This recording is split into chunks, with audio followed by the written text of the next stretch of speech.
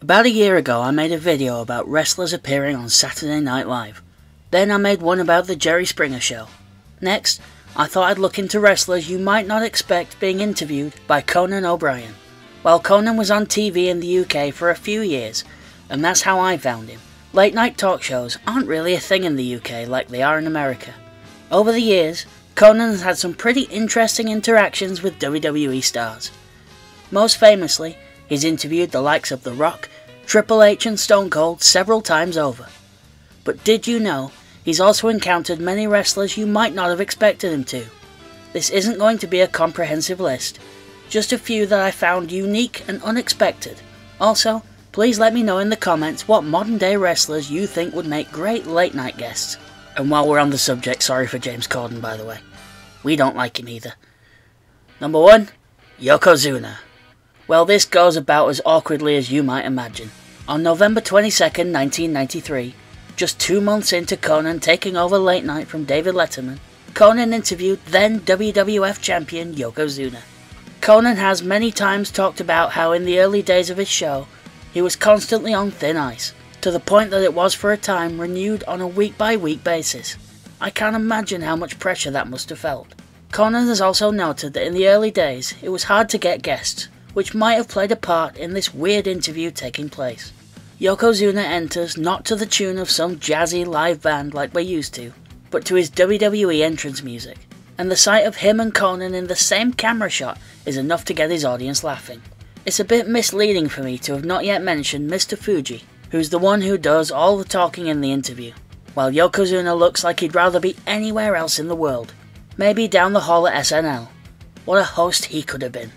Maybe the only funny part of the interview was Conan trying to get Yokozuna's attention, with Yoko just staring into the middle distance. Fuji does his best and is interesting to listen to, but it's weird hearing him play the foreign heel in front of an audience that isn't reacting the way a wrestling crowd would. Who did he beat to become champion? Hulk Hogan. Really? When you beat Hulk Hogan, all the little Hulkamanians died. Gone. Sayonara. You've got an evil laugh. The irony of all of this is that Yokozuna, as you likely know if you found this video, wasn't Japanese, but actually Samoan. The name Yokozuna isn't even a real name. It's the highest rank you can achieve in sumo wrestling. According to this website I found, the literal translation of Yokozuna would be horizontal rope, referring to the one that would be worn by a sumo wrestler. Yoko was commonly known behind the scenes as Rodney Anoa'i, and as the name suggests, he's actually part of the ever-growing family tree of famous Samoan wrestlers. He was born in San Francisco, and so in reality spoke better English than Mr. Fuji does in this interview. That's misleading too though, as Mr. Fuji himself is playing up his accent. Though he was actually born in Hawaii, his ancestry is half Japanese, as his real last name was Fujiwara, like the armbar. Yokozuna was, as most wrestlers were at the time, very protective of his character though, and certainly wouldn't break that for a talk show appearance in the early 90s. There's a rare clip of footage filmed by an unknown fan in April 1994, in which a fan approaches various wrestlers in Burlington, Vermont, according to the source I found the clip from. One such wrestler is Yokozuna, who looks noticeably dismissive when the fan calls him Yoko, but is clearly annoyed when the fan calls him Rodney. I say clearly, but nothing is quite clear given how the footage was filmed on a potato. A 30-year-old potato. Getting back to the late night segment, things get more interesting when a character called Diz enters, played by one of the show's writers, Michael Gordon.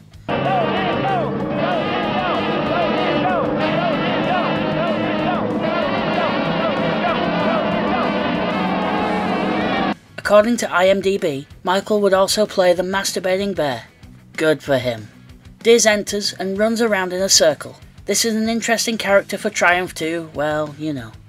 Diz does however wake up Yokozuna from his boredom-induced trance as he leads Diz by the hand out of the studio, but nothing more comes of this, and Mr. Fuji resumes the interview. The whole segment is fairly odd to watch, and probably didn't earn Survivor Series 93, which Fuji was promoting, a single bye. A show, by the way, that Yoko lost on, as part of a Survivor Series 4 vs 4 main event against Lex Luger, the Steiners and The Undertaker. Number 2. Goldust. On March 21st, 1996, Conan would interview a more eccentric WWE star, maybe the most eccentric of the 90s. Goldust, how are ya? Is that an extra microphone in your pants, or you just happy to see me?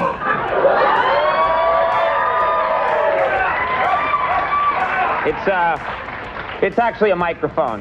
Now, just days before WrestleMania 12, where he would face Rowdy Roddy Piper in the Wild Hollywood Backlot Brawl, Goldust would be interviewed by Conan.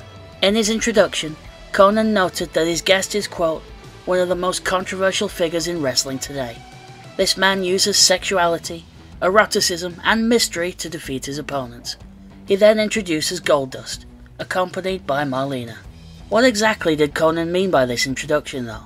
On the night Goldust made his debut at In Your House 4 in October 95, 5 months before this Conan interview, the commentators Vince McMahon, Jerry Lawler and Jim Ross referred to Goldust as bizarre and strange multiple times, but there's not much overtly sexual about his presentation or mannerisms.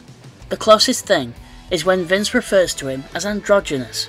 In a 2018 episode of WWE Photoshoot, Goldust explains that the word androgynous was a key part of Vince's initial pitch for the character to him, but that it took him 6 months to get that part of the character right.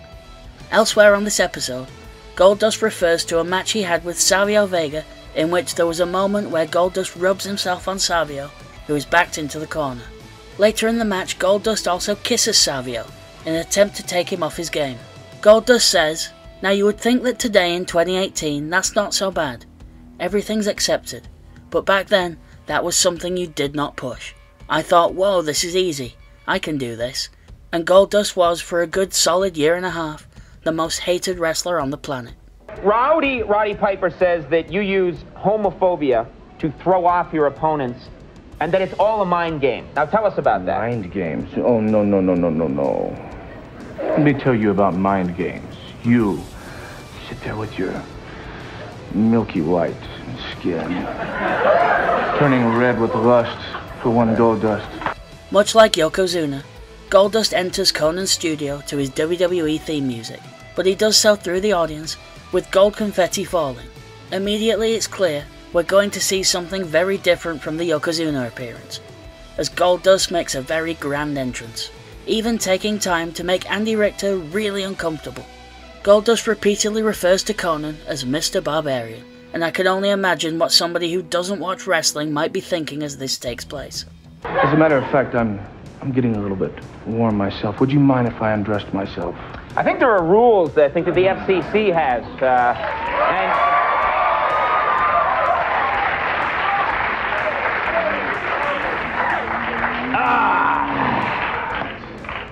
If you were to line up many of Conan's more famous characters over the years, Goldust might not look that far out of place. Maybe they could have booked him in a match with Pimpbot at some point. I had that thought even before Goldust disrobed and made his way around Conan's desk, even pulling a face at Conan's Eisenhower mug that sat on his desk for decades. Conan eventually calls security, and Goldust proceeds to come on to them, and I think we can file this entire segment under "It was a different time."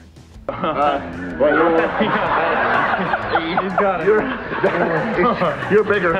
You gotta go. You gotta go. Also, I'm not sure this earned many buys for WrestleMania 12. WrestleMania 12 on pay-per-view. When I meet one naughty boy named President Piper. That was the weirdest plug I've seen in 3 years on the air, Goldust. I have to tell you. And I've seen a lot of them. Number 3. The Fabulous Moolah and Mae Young. I never thought I'd be talking about Moolah or Mae Young on this channel. Moolah because of the dark side of the ring related parts of her past, and Mae because I've never quite forgiven her for the damage my eyes endured watching the 2000 Royal Rumble as a kid. If you know, you know. On March 23rd, 2005, Moolah and Mae were guests on Late Night, about 2 weeks before WrestleMania 21. But that's not what they're here to promote. In 2004, they were the most famous of 6 subjects of a documentary called Lipstick and Dynamite, the First Ladies of Wrestling. Remember how Goldust was very much in character? Well, May was too, right out of the curtain, hugging Conan and holding him for a bit too long.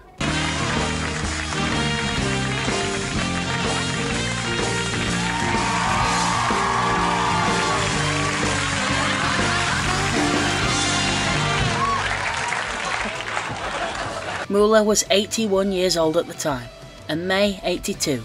For several years by this point, they'd carved out a niche in WWE for making cameos where Moolah would essentially act like May's handler, while May wanted to misbehave in ways, unusual for her age, to put that as politely as I can.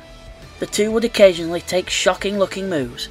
Moolah was actively wrestling into the 21st century, even winning the women's title at age 76. And also took an RKO aged 80. Mae Young would take a powerbomb from Bubba Ray Dudley off the stage, and a splash from a 300-pound Jamal of 3-minute warning, or Umaga as he's more well known. I have to be real careful with her. Everywhere I go, she either wants to get drunk or naked. Right. Well, this would be the place, I guess.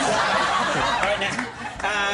I didn't expect to say this as I watched it, but this is the interview I would actually recommend you go and find on YouTube, as it's pretty funny to see Conan interact with the two, especially when they show a clip of May doing a Bronco Buster, and Conan just looks appalled.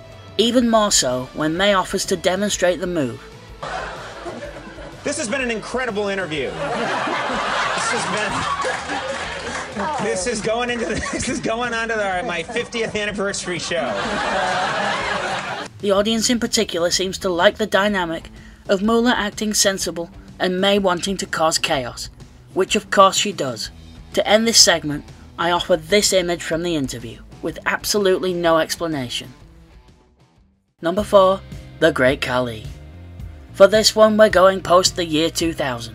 Sorry. In the year 2000. On May 26, 2005, Adam Sandler was a guest on Conan's show to promote The Longest Yard. That movie features several top wrestling stars, Steve Austin, Kevin Nash, Bill Goldberg among others. And of all those names, Adam Sandler brought with him to late night Dalip Singh Rana, who would later be known as the Great Khali. Adam, why don't you explain who this is? Oh, this is funny. Dalip, you just came out. That was nice. Dalip's in the movie. He's in The Longest Yard. He's from India. He speaks very little English, right? Yeah, it's a good bit. Okay, cool. Who knew Adam Sandler didn't always make the right choices? Dalip at this point was a wrestler, but not yet signed to WWE, as that would happen the following year.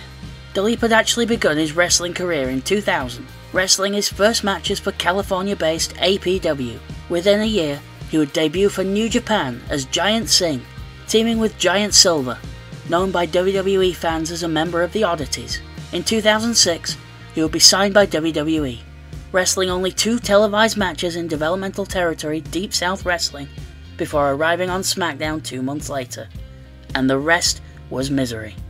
Those of you who endured the Great Khali's WWE run at the time might remember that, to put it kindly, he was never really renowned for his promo skills, and he doesn't say much here either. That's very... he's excellent, man. Great in the movie, and I'm glad you're here, buddy. So I'm going to keep talking, and you want to sit there while we do this? Okay, yeah, you just... Yeah, right. Just stay right. There is one elongated joke that he is a very big man. Then the interview just resumes with Sandler, while Khali just awkwardly sits there. Unlike Yokozuna, who at least conveys an emotion of some kind, Khali is barely shown on camera again. Now, we have a clip here from the movie Longest Yard. Hey, this is we're going to the clip now. This is a clip that... You explaining it to us or to him? Dalip, do you know what clips are? Clips when you go to a movie clip? No. All right. Before I get to my bonus entry from much later in Conan's career, here's a trivia note about a small bit of influence Conan had on a WWE promo. Conan once claimed in an interview with Howard Stern in 2022 that he unintentionally inspired one of The Rock's promo lines. While speaking about a writer who, after leaving his show, went to work for WWE, Conan said the writer had heard him tell someone to partake in, quote, a tall glass of shut-up juice. A while later, The Rock would use this line at the 2000 Royal Rumble, and fans would even pick up on it, even putting it on signs. It's maybe not in the top 20 of famous Rock lines, It's still interesting to think that a line that The Rock used started out as a nod of sorts to Conan O'Brien, and only the writer knew. To be honest with you, I initially thought this was a lesser known story, until I googled it and discovered that when Conan told the story, everyone with a f***ing keyboard covered it. Number 5. Danhausen. For the last entry in this video, we jump forward to Conan's modern day podcast era, and the excellent Conan O'Brien Needs a Friend. Since 2018, the best part of every Monday for me has been Conan O'Brien Needs a Friend, but in 2021, they added a Thursday podcast called Conan Needs a Fan, and the very first guest would be a pre-AEW Danhausen. Speaking to both Chris Van Vliet and Renee Paquette on their podcast after the fact, Danhausen explained that he had submitted a question to Conan's podcast about 4 months previously and forgot all about it until he was contacted by a producer. He was asked to appear on a Zoom call with Conan, Sona and Matt, and this would become the first Conan Needs a Fan episode. He also told them the same thing he told Conan to his face on the podcast, that he considers Conan more of an influence on him than, quote, any other wrestler, and you can see that in some of the weird elements of Danhausen's character, with him going as far as to say that the character is what might occur if Conan had been possessed by a demon. Hausen. In the episode, going by his real name Donovan, which I wouldn't normally point out, but he's talking as himself on the podcast, not in character. The around 10-minute segment mainly consists of Donovan explaining his character, with Conan getting very hung up on the jar of teeth Danhausen used to use, but seems to have ditched since arriving in AEW. Towards the end of the segment, Conan sounds very enthused about somehow working his way into the canon of Danhausen, even pitching that he could one day be revealed as his long-lost father. Which brings me to why I've chosen to end this video on Danhausen. I have, in fact, an ulterior motive if I'm being honest. I guess you could call it putting something into the universe. Conan was for over a decade at home on TBS, the current home of AEW Dynamite. What if Conan was to return to TBS, show up on Dynamite, and interact with AEW's roster?